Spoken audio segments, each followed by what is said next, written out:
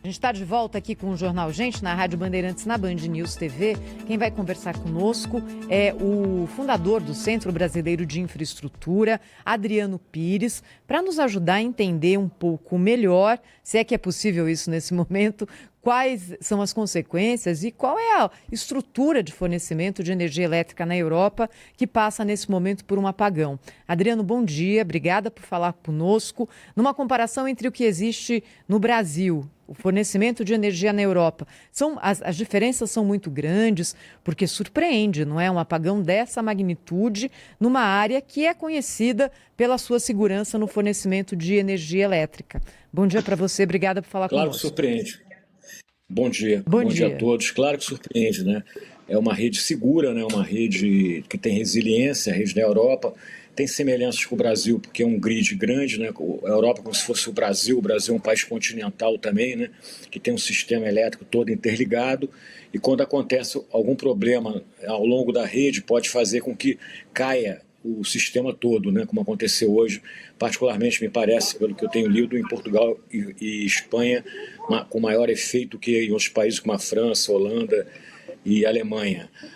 Lembra que no Brasil, em 2023, já 15 de agosto, também aconteceu um apagão aqui, que não derrubou o Brasil inteiro, mas derrubou grande parte, né? Aquele efeito que a gente chama de efeito dominó, né? Cai num lugar, aí vai, por segurança do sistema, o sistema vai desligando, né? Para que não aconteça um acidente mais grave. Vamos esperar para ver o que realmente foi a causa disso. Está se falando aí desde cyberataque, né? Pode ser, ou algum problema realmente no sistema, né? O sistema europeu também é um sistema que tem muita energia intermitente, muita eólica, solar, né? O gás natural também é uma fonte que está presente lá. Mas, enfim, foi uma surpresa grande. Vamos agora aguardar, né, as explicações para a gente, inclusive, talvez até usar, né, alguma coisa que tenha acontecido na Europa como ensinamento aqui para o Brasil. Adriano, deixa eu interromper um minutinho a sua entrevista, viu, Cláudio? Que a gente tem um contato aqui com um brasileiro, só para a gente não perder, o Felipe Moura, que é brasileiro e está em Burgos, cidade que fica ao norte da Espanha, no caminho de quem vai de Madrid, lá para Bilbao, para Santander, outras cidades mais ao norte da Espanha. Felipe, qual que é a situação por aí? Já voltou a energia elétrica? Você tem alguma informação para trazer ao vivo aqui para quem acompanha o Jornal Gente? Boa tarde para você na Europa. Boa tarde a todos. Então, aqui na Europa ainda não voltou a energia, tá bem ruim mesmo. Até o sinal de conexão de internet não está funcionando bem, mas estamos se virando, né? Não temos notícias de quando vai voltar a energia, quando não vai. Alguns lugares têm gerador, mas nem todos, né? Mas tá bem difícil aqui a situação. Você estava onde na hora do apagão? Eu estava no ginásio. E aí depois o que aconteceu? Você estava trabalhando, você estava treinando? Estava passeando só, aí teve um barulho e logo em seguida a energia foi embora. Foi por volta de umas 11, meio-dia, por aí. E aí acabou a energia e desde então até agora não. Muito bem. O Felipe Moura, então, brasileiro, também vivendo esse apagão, compartilhando conosco a experiência dele ao vivo aqui no Jornal Gente. Obrigado, Felipe. Boa sorte por aí. Eu não quero nem fazer pergunta para ajudar o Felipe a poupar bateria. Poupar bateria, é isso aí. Pois é, Felipe, boa volta para você. Cláudio, eu te interrompi, mas passo a bola de volta aí para você. O Adriano Pires também está com a gente aqui, que é um especialista em energia, para tentar trazer mais informações do que pode ter acontecido e o impacto disso para a Europa. Cláudio. Doutor Adriano Pires, mais do que um especialista, é um verdadeiro ídolo do setor de energia aqui no nosso país, sabe tudo.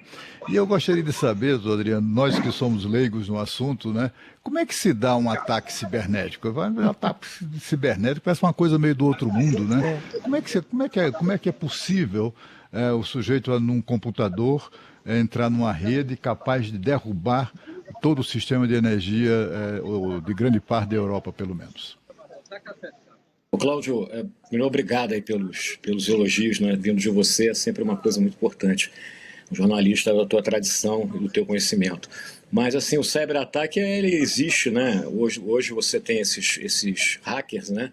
que atacam tudo, né? Atacam até o Pentágono nos Estados Unidos, né? Eles entram em redes, porque lembra que o sistema elétrico é uma indústria de rede, né? Uma rede onde você pode entrar em computadores dos operadores do sistema europeu e provocar uma queda desse tipo, né? Hoje isso aí, você vê que esses ataques ocorrem hoje em lugares que a gente nem poderia imaginar, Banco Central, as estruturas bancárias, ao Pentágono, que eu falei, e tudo isso você está ligado a uma rede de computadores muito grande, né? Então sempre você está ligado numa rede de computadores muito grande, você está sujeito a esse tipo de cyberataque, né? Vamos ver se foi isso, né? Agora, isso é uma presunção, foi o que eu li, inclusive, aqui nas notícias de um ministro, inclusive português, que está achando que pode ter sido isso. Agora, pode ter sido também problema do sistema elétrico mesmo, né? O sistema elétrico europeu é um sistema que também pode ter causado aí alguma queda, algum problema numa linha de transmissão ou num transformador, e aí você tem esse efeito cascata que eu falei, porque na realidade a Europa está interligada como o Brasil, né? É como se fosse um único país. Então acontece que quando tem esse tipo de problema na rede, você vai, como eu falei anteriormente, desligando, né, por uma questão de segurança do sistema, né, para que você não tenha acidentes maiores, né. Agora isso é muito grave, né, porque você mesmo falou agora do celular, né, do brasileiro que está na Espanha, né. Eu falo que hoje a gente não consegue viver sem tomada, né, Cláudio? Verdade, Tomada é o objeto mais importante que a gente tem na casa, né, em todos os lugares, né. Você imagina, qual o objeto mais importante que você não vive sem hoje? A tomada, ninguém vive sem tomada, né. A pessoa fala celular, mas não é o celular. Então, quando tem esses acidentes como o de hoje, né, a gente vê a importância do mundo, né, que está cada vez mais eletrificado. E a Europa, Cláudio, é mais eletrificada ainda. Você vê, por exemplo, hoje na Europa, você está vendo uma troca, por exemplo, de fogões a gás por placas elétricas, né? Tem também os carros elétricos, né? Hoje a Europa é um dos países que mais tem carro elétrico, né? Então tudo isso faz com que com os dissabores, a coisa desagradável que deve estar acontecendo lá seja maior ainda, né? Pois é, doutor Adriano, obrigada pelas explicações. Eu estou falando aqui do Vaticano e eu sei bem como tomada foi o item de luxo que nós jornalistas... Você não está me escutando? Agora tá, doutor? Doutor Adriano, me escuta? Nós estamos escutando a Sônia. Você está escutando? Então vocês transmitem só... Então agora vou só transmitir a pergunta. Eu queria... Agora tá? Então tá ótimo. Doutor, bom dia de novo. Então, eu queria saber como é que funciona essa integração da Europa pelo seguinte, eu estou quase 14 anos aqui, eu nunca vi isso, o que está acontecendo hoje, essa confusão e toda a rede de comunicação, e concordo quando o senhor falou da tomada, que é o item de luxo, para cobrir o funeral do Papa Francisco, a tomada era absolutamente disputada no dia de hoje. Como é que funciona a interligação dos países? A gente sabe, Portugal, Espanha, Península Ibéria, mas alguns lugares da França, da Alemanha, aqui está tudo normal em Roma, no Vaticano, Londres, o Philip Killing também falou que está normal, lá na minha casa em Paris está normal. Como é que funciona essa integração, doutor? São torres?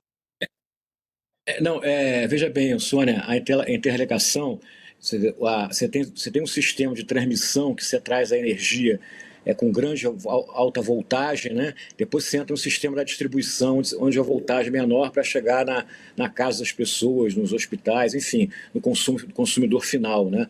Então você provavelmente você teve algum problema num determinado ponto da rede, aonde afetou determinados lugares e não afetou outros, quer dizer, você não derrubou o sistema inteiro. É como no Brasil também, que eu falei anteriormente. Em 23, em agosto de 23, teve um problema lá no Nordeste, numa estação lá de transformação de energia, e você derrubou parte do sistema, mas não derrubou o sistema brasileiro inteiro. Então, apesar de elas serem conectadas às redes, elas têm uma certa também independência e acaba que apaga num lugar e não apaga em outro, entendeu? Entendi, doutor. Conversamos aqui no Jornal Gente com Adriano Pires, também repercutindo ainda questões e possibilidades sobre essa questão do apagão que afeta a Europa nesta segunda-feira. Obrigado, Adriano. Até uma próxima. Obrigado a todos e uma boa semana. Sem apagões no Brasil, de preferência. Por favor. Muito obrigada. A gente não merece mais isso. O Jornal Gente segue no ar agora na Rádio Bandeirantes, na Band News TV. Está chegando o radar e, claro, muita informação para você aqui em todo o Grupo Bandeirantes de Comunicação.